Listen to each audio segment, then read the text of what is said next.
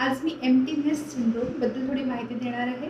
आजकाल ओपीडीमध्ये याचे पेशंट्स फार बघायला मिळते। तर एम्प्टीनेस सिंड्रोम काय आहे, म्हणजे मराठीत भाषांतर केलं तर आपलं घरटं जसं काही रिकामं झालं असं वाटतंय।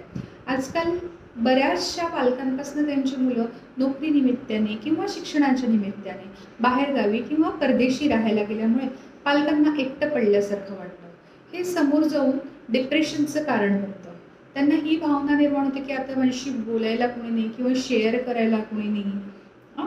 त्यामुळे यांना त्यांच्यामध्ये सतत चिडचिड वाढायला लागते किंवा सतत अतिविचार केल्यामुळे बऱ्याचशा बाकी आजारांना हे लोक बळी पडतात।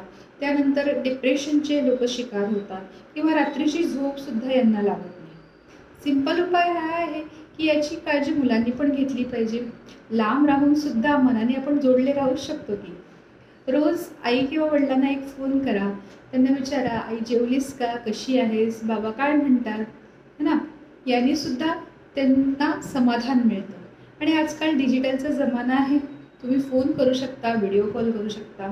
आणि या व्यतिरिक्तही बरेच जण या सिम्पटम्सला बळी पडतात। त्यांना आपण होमिओपॅथीच्या सहाय्याने ट्रीट करू शकतो।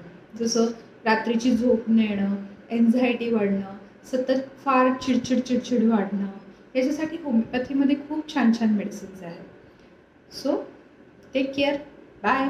आणि आजच आपल्या आईवडिलांना फोन करा, बाय।